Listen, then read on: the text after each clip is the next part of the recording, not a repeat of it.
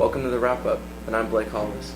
It's been 12 years since federal legislation approved the construction of the Smithsonian's National Museum for African American History and Culture. The 400,000 square foot building will house thousands of African American artifacts, telling the story of America through an African American lens. The 400,000 square foot museum will house thousands of artifacts. What would be some of the museum's most interesting exhibits? Between the hundreds of Civil War era photography photos, Emmett Till's casket, or an airplane flown by the Tuskegee Airmen in World War II, well, it's up for the customer to decide what interests them most. They're not quite clear as when this museum will be opening. However, construction workers do say that the museum will be open before the end of 2016. So make sure to keep the opening of this museum on your radar, as it's a great learning opportunity for our nation's youth and us as a whole. Hi, my name is Jonas Kane, and you're watching The Wrap Up. I am here at the premiere of My Block, and boy, was it amazing. I'm going to have a couple of cast members as well as the writer who also wrote some very original pieces for the project, and you'll get to meet them all. Stay tuned. Hello, this is Akila Shahid, and I'm bringing you news from the wrap-up. I'm reporting out of Richmond, California at a Richmond Steelers game. The energy right now is through the roof. This is an exciting and amazing opportunity that's happening here for the city of Richmond. Richmond Steelers have partnered with the SYFL, which is the Southern Youth Football League, brought to us by Calvin Brodus, also known as Snoop Dogg. I will be speaking to Will Bryan, who is the founder of Richmond Steelers, and see how the partnership will further his visions when he first began the league. Stay tuned. You are watching The Wrap Up, and you're with Jonas Kane. I'm here at the premiere of My Block, and I'm here with one of the lead characters who played Raphael. This young man was rapping, singing, dancing, and acting. How did it feel being here doing your show in front of a live house like that?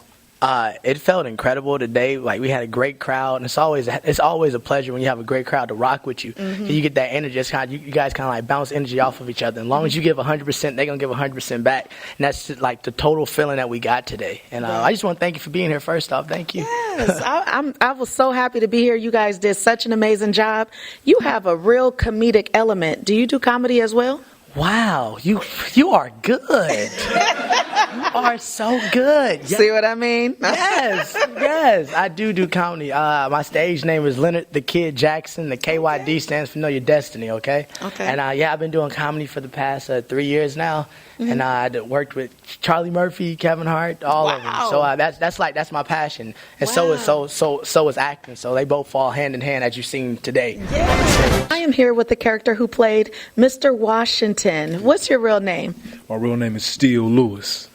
Steele Lewis did an amazing job. Can you give us a little bit of background about the character you played? Well, my background character is basically like an elderly man who giving back to the community by making sure that my son, we'll call my son Raphael, was heading to the right. I am here with the character Anthony. Tell the people your real name, Anthony. My name is Jason Jones. Jason Jones. He played the character Anthony, who was a little bit in those streets. Can you tell them a little bit about your character? Well, Anthony's kind of the in-between between Raphael and Pancho, you know. He's always been running with them, kind of on the side, not as close friends with them, but he's kind of, I feel like his character is used as the foil to Raphael. It kind of shows him how someone can fall off, you know, really quickly, especially his friend. You know, he's got someone close in there who they work in the same store and then ends up kind of taking the other route, aside from, you know, standing up for what he believes in. He'd rather chase the money. I am still on the set of My Block. Now I am here with the hip-hop dancers that were a part of the production. Now, I really loved a move that you did that took me back to Aaliyah's video with Genuine. He kind of went all the way down backwards to the ground, and the other guy kind of like bounced him up. Were you inspired by Aaliyah's video, or? No. I used to do that back in the day when I was little. Sierra was hella hot, and she did like a boy. She did that, and I don't know. It just popped in my head. I don't know. I haven't seen it in a while. Yeah, Sierra actually got that from Aaliyah. Yeah, you know, Yep. it's the evolution. Yep. You know how it goes. Yeah. That's what we do. That's the beauty of urban entertainment. Where's the guy who was doing the contortionist moves? Was that you? That was so amazing. Can you do just a little sample of it for us here on the wrap up today? No, I want you to bust a move for us. The wrap up wants to see you do it. I am here with Will Bryant, the head coach and founder of Richmond Steelers, talking to him about how the community can become more involved. First off, I want to start with how you became a part of this organization, why you saw the need, and what you wanted this organization to do for the youth in the community. I came to the league about 10 years ago. I started coaching a friend of mine, Waleed Elahi. He was murdered in Richmond. So one of his passions and dream was to coach. So I came out here with him, and I've been here ever since. So we thank you. That is definitely a cause. We definitely feel the need. So with this new merger, what do you see happening in the future? How far do you want to expand this league? Is this something you're already nationally known? But as far as the enrollment and the impact of the children, I know you guys get them ready for high school. You talk about how they can become young men. You teach them discipline and cooperation. How would you like the community to back you as far as in the direction? Donations? Are you open for people volunteering here? Yes, most definitely we are. Our door is open. We need many volunteers as we can get. Donations are always a plus. That's great. You know, we don't get no outside help. You know, we go off the parents. You know, our parents help. It's a pay-to-play league. We expanded it and went unlimited weight for the simple fact to help kids with obesity and to help them with training. So we need any help from the community that we can get. Okay. You know? I'm sorry, I didn't mean to cut you off, but how can we contact you? We have our website. It's www.leaguelineup.richmondsteelers.com, and that's our whole webpage, and you can find any information there. All right. So we're out here. The energy is up. Everybody is smiling. We're having a good time. We want to encourage people within the community. Come out. Come support. If you're not doing anything on Saturday mornings, come out here and help support the kids. It's a good cause. It's a very, very big need. And we thank you personally from everybody at the Rap Center and everybody within the community. Thank you and keep going. Thank you for your time. You guys have a great day. All right. All right, bye-bye. Hi, I'm Ramona Sawyer with The Wrap Up, here to talk to you about what's trending in health. Well, today's adults are significantly less healthy than our older counterparts from previous generations. So what does this mean? This means that the complications that people are suffering from diabetes is causing them to go into the hospital system 15 to 20 years earlier than their older counterparts. So essentially, they're living longer, but they're sicker with diabetes. So what can we do about it? Well, there's lots of things we can do about it. One being lifestyle changes. One in diet. Let's say you have a turkey sandwich. Instead of putting cheddar cheese on the sandwich, put 2 slices of tomato. For breakfast, if you're used to eating Cocoa Puffs or any other highly sugary cereal, have fiber or some type of bran cereal. Also, inactivity is another huge reason we're seeing people coming into the hospital, and that's a complication of diabetes, is lack of activity. We've got to get that blood stirred up. That blood helps deliver what it needs to the cells. So 30 minutes of exercise. Just think about this. You can watch television for 30 minutes. How fast does that go by? Walk for 30 minutes. Or jump rope for 5 or 10 minutes and break it up. Have small little segments. There's so many things you can do to help stave off diabetes. So these are the small things that you can do to prevent diabetes or to help stave it off. Just small little things you can do throughout your day. Thank you for watching.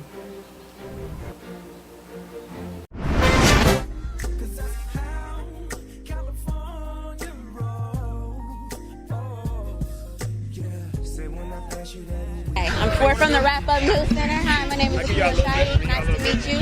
I just wanted to say, first off, thank you. We appreciate your participation here in the community. I want to know what you would like the community to do to step up to help this organization prosper. Just keep the kids involved in school, in this football program, support it, keep it positive, keep all the violence away from the football fields, away from the parks, so the kids can have some place to go to have a safe haven. That's what I created out in Southern California. I brought it to Northern California this year because I love everybody in the California system. I just want to make sure that these kids know each other from the ground up. Thank you. Well said. Thank you for taking the time. That's the wrap up. Hi, this is Shirley Gibson with the wrap up, Making a Difference. This story comes from Maryland, from the Running Brook Elementary School. 97-year-old Vivian Bailey has spent the past 15 years of her life fundraising for children that are less fortunate. So, we're so excited to report that Vivian Bailey has gotten a chance to go on one of the field trips that she has funded so many times for other children to partake in. We're also even more eager to announce that Vivian's second field trip is already in the works and in plans. We salute you for your great works, Miss Vivian Bailey. This is Shirley Gibson with the wrap up. Hi, you're back with Jonas Kane on the wrap up, and we were here at the premiere of My Block, and I am standing here with the character who played Simone. Please tell us your real name, Simone. Oh, Gabrielle Brown. Gabrielle Brown did a really good job. She played the lead character's love interest. How did you feel about playing that character? Was it fun? I had a lot of fun. It was a new experience for me because I've never really been a part of a production where I played a love interest at all. So I had a lot of fun. We are here watching My Block on the wrap-up with Jonas Kane. Hello, I am Akila Shahid, and you are tuned into the wrap-up. Today I would like to highlight Mario Massalau, a former street child of Mozambique who is now a top photographer through exhibitions on isolated groups. At the age of 14, Mario traded in his family's cell phone for a camera and hasn't looked back since. After his first exhibition in Vancouver, Canada, he has traveled the world and is now in the Vatican. We are inspired by Mario because at age 14, once he got that camera, he taught himself how to use it, where he developed his craft. Once he developed his craft, he took initiative to go out and find out about the internet, which was not a known subject in that area and time. Once he discovered the internet, he traveled to Vancouver through an exchange program, studied abroad in Canada, and brought all the knowledge and tools that he learned back home so that he can make an impact. And to view more, visit mariomassalau.com, where you can order originals and they all come with certificates of authenticity. Next we have another inspirational story about 3 siblings who got together to make a difference in the homeless population. After moving from New Jersey to New York, the Connors family children, Christian, Ashley, and Lauren, were all deeply impacted by the amount of homeless that they saw. So, after about the 10th time of asking their mother for money so that they can give to the homeless in order to help, their mother suggested, "Why don't you use your cello, Christian?" That's what Christian did. Christian got his 2 sisters to come with him to the subway and began playing classical music for the cause. And after 2 hours and $240 later, they're still at it and they are still contributing. It just goes to show you, you're never too young, you're never too busy to lend a helping hand. I hope this story has inspired you how it's inspired me. Take care. Thanks for watching the wrap-up. Hi, you are watching the wrap up with Jonas Kane, and I am on the set of My Block, and I am here with the creator and the writer, Federico Bartola III. Can you tell us what was your inspiration for even creating this production? Well, it was kind of crazy. I went to the Kennedy Center. The festival. The festival, correct, in Idaho in 2014, and I ended up meeting Daniel Banks and Idris Goodwin, and they actually informed me that hip-hop and theater was actually combining. and my mind took it to hip hop musical, and I was completely off because everyone was actually writing an 8 Mile type play, and I just went against the grain and made a musical, and it ended up being the first international hip hop musical here in the Bay Area, and the third one actually to be produced here in America.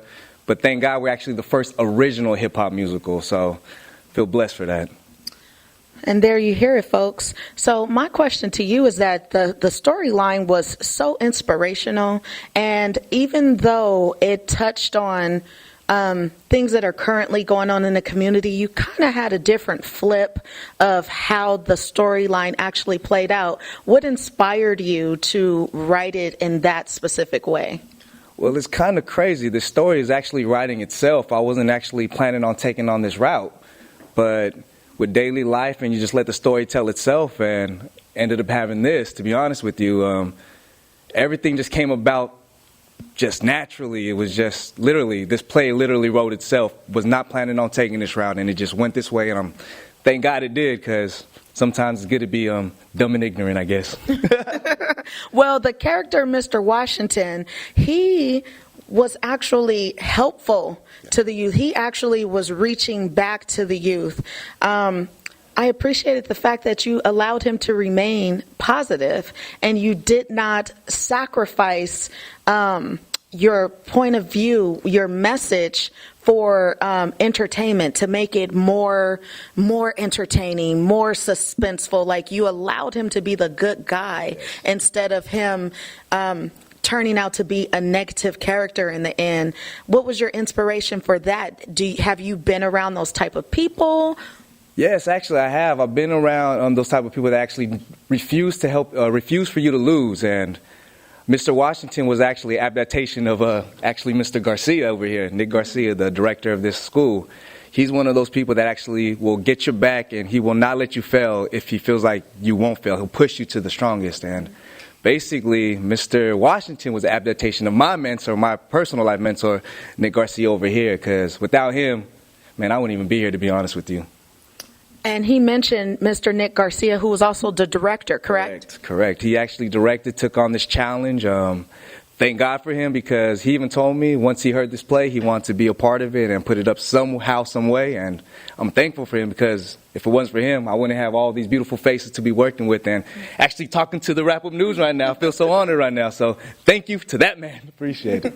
Yes. And I just want to personally thank you for not sacrificing the storyline for entertainment. Sometimes people feel like they need to throw in something additional that's negative, that creates suspense, that make people say, oh, I can't believe it. But it seems like you really stuck to your guns on that. And I also noticed that you guys even had high schoolers in. Yeah. How did that come about?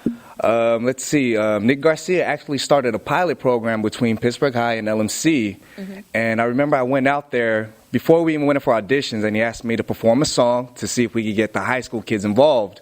So I actually went out there. Luckily, we were able to get Jamel and Still to come on out and audition. And literally, right when I heard Jamel's voice, I was like, that's Poncho. I already knew it. It was like there was no ifs, ands, or buts about it. I went to bat. We fought. It was like we fought for him because we knew he was the one. Mm-hmm. And as soon as we saw Still and heard his voice and saw his presence, we're like, that is Mr. Washington. Mm-hmm. That dude could play off. He's like 58 years old because he has that old soul. Yeah. So I feel like we just caught lightning in a bottle and just had that perfect storm all come together and make it happen, because literally their chemistry is really undeniable. And without them, like literally, they're making this happen just as much as they put the characters to life. I just wrote it on paper, you know? Okay, now, if somebody wanted to work with you, or how can they reach you? The only way you can, Facebook. You can find me at Federico Bartolo at Facebook, but a lot of people are telling me on Instagram, so we'll see. But right now, if you want to find me, Federico Bartolo. Is that the third or just Bartolo? I just got it, Bartolo. But I might have to add the third on there for now. All right, and there you have it, folks. Here was a project called My Block that had wonderful music that was also written by Federico. Wonderful performances. It was a wonderful musical. The message was not compromised in any way. They had high schoolers involved. They had children from the college involved. And this is what we need to see in our community, and that's what the wrap-up is all about. So we thank you so much, Federico, for doing your service to the community and to the universe. And we will see you again. I'm almost positive of that. Well, thank you very much. Thank you for being out here. And one more special thank you to Rick Sullivan. Thank you, sir. Thank you. And thank you to Mr. Rick Sullivan. Yes. You are watching the wrap-up. We were here with the production My Block, and you are watching the wrap-up with Jonas Kane.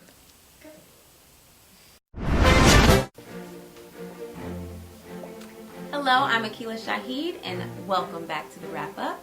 I have David Watts right here. He's the producer of the wrap-up and also a key member of this new organization that's coming out, which I love because it's based off of the African proverb, it takes a village to raise a child. David, do you mind explaining a little bit more about what the program does and how it'll impact the youth? Thanks, Akila.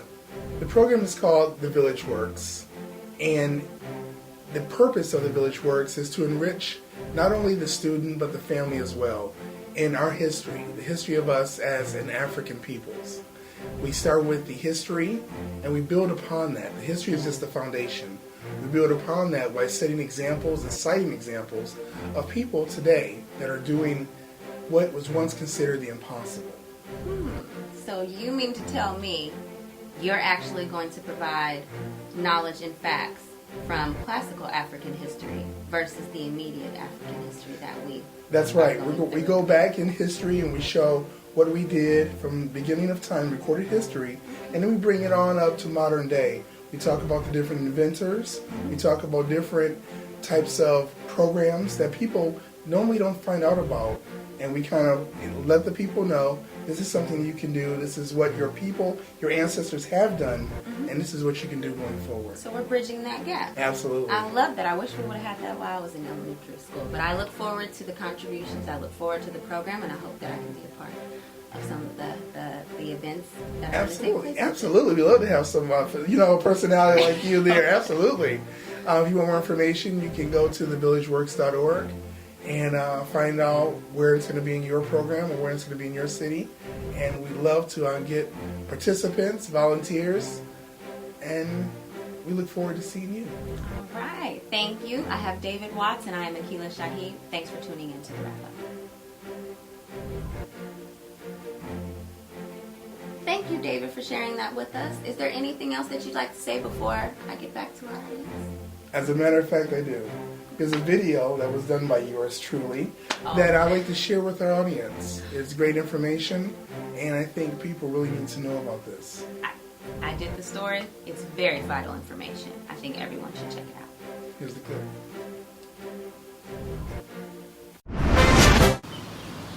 I'm Akila Shahid, your correspondent and reporting out of Richmond, California. And we have some exciting news.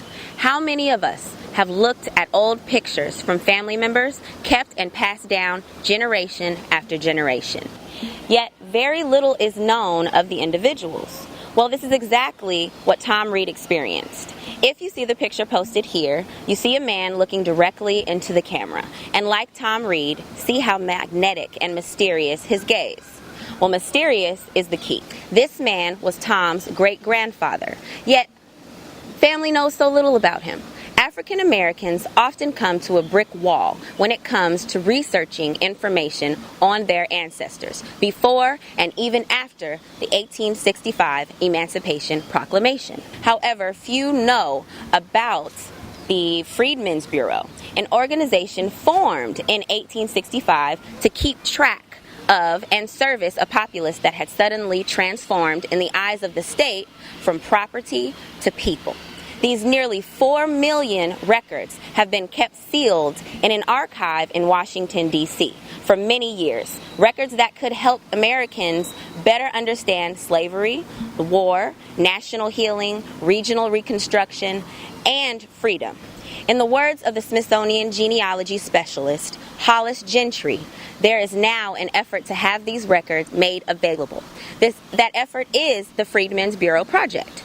It involves the digitizing of more than 1 million handwritten documents, a collaboration between the Smithsonian, the Mormon-run genealogy website, Family Search, and several African American groups the initiative will give the 19th century archive a 21st century makeover.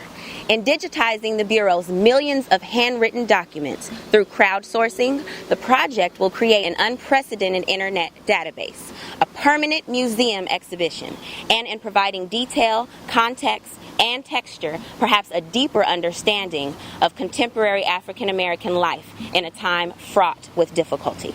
Work started on June 19th, a date known as Juneteenth, that this year marked the 150th anniversary of the freeing of American slaves. While only a few years ago, such an undertaking would have been prohibitively time-consuming, the project is taking advantage of new technologies to crowdsource the initiative and bring it back into the realm of the possible. As of early August, 15% of the estimated 1.5 million documents has been digitized. Would-be volunteers need only register and download a program to begin transcribing names, dates, places, relationships, and significant facts from the documents. At the end, Gentry estimates indexers will have identified several million names from those images, a scale larger than any other African American genealogical project. The records may reveal parallels with the past and help us to trace the origins and evolution of American society that resulted in contemporary events like Ferguson and Charleston. She said, all parties involved in the project are firm that religion has no role in their partnership. For Reed, the initiative is not about saving souls, he said. It's personal. For me, it's about understanding who I came from. Sherry Camp, Vice President of Genealogy at the Afro-American Historical and Genealogical Society, or the AAHGS, one of several community groups supporting the project, told Time in an email that the key is everyone working together toward a common goal. Our motives are of like mind, she said, since genealogy is the language we have in common. I am Akila, and you're watching The Wrap Up.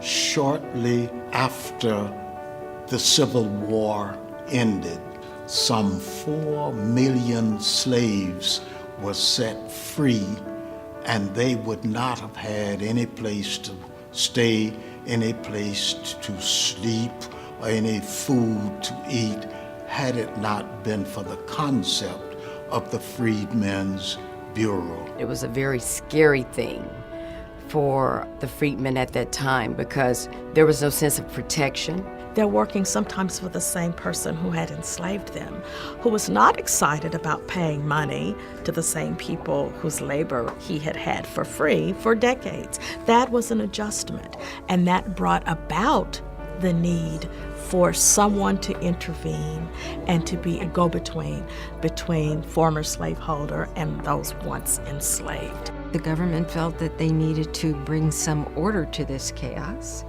and in that process created the Freedmen's Bureau. His primary mission was to assist the former slaves in making this transition from slavery to freedom. It provided them an opportunity to get work permits, to find work, started schools called Freedmen Schools.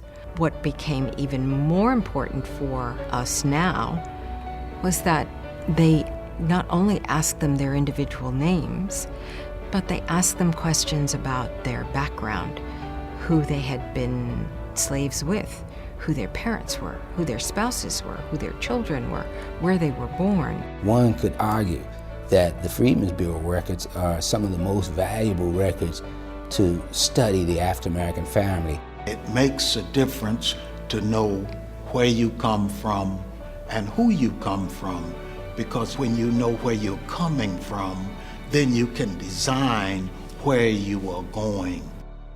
I had a conversation with a friend and he said, black genealogy is not fun. You can't find anything. I'm a novice when it comes to family history research, but I've hit that wall, that time period where there's no documentation of your family anymore.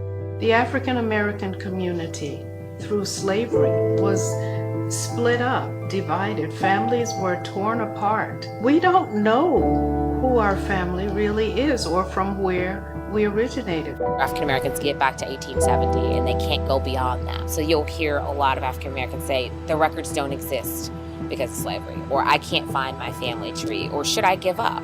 As African Americans, everything has been said, oh, there are no records. We don't have any history. We can't document anything. Well, it turns out that's not true. The Freedmen's Bureau project is really designed to take records and actually make them searchable online for individuals trying to research African American family history in the United States. There were well over 1 million documents in those records. So we're talking about a lot of material, a lot of stories, and if we don't digitize them and index them, nobody's gonna know. We need to make these records available to everyone. We need everyone's help to make these records available to everyone because they will provide a window to identify your family in their records and to move back into that pre-1865 time period. We have to go back to the past in order to understand the future. It helps us understand, why do I do what I do? Why do I act like this? Why do I feel this way? Being able to say, I know where I came from.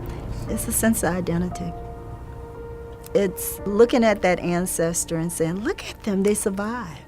It's because of what they did, I'm here today. If they made it through, then I can too. My future can become bright. I don't have to be stuck in the past, but I need to know the past so that I can get through my future and make a better life for me. Everything that we are is because of them. It is vitally important to know that you're here for a reason. This is a chance for us to learn our story and then tell it to the world in a way that it has not been told before. Those records that are not indexed can make that connection between a former slave and their master, which is the critical connection that African Americans need to do slave ancestral research. To have this information on index where you could type in your ancestor's name and that name can come up and that document can come up, it means so much. The project is to really solicit volunteers from around the country to help us actually transcribe these records and make them searchable so individuals like myself can find our own families in these records. Why not participate in this project to make it easier for not only you, but future generations to find this information and really tell and create that story about their family history? We're helping to rebuild or reconnect to our ancestors, so we all need help. And you can help and provide that help by getting involved with the project. Get involved with this project. It's worth it. It's worth all the time and energy that it will take to get this project off the ground.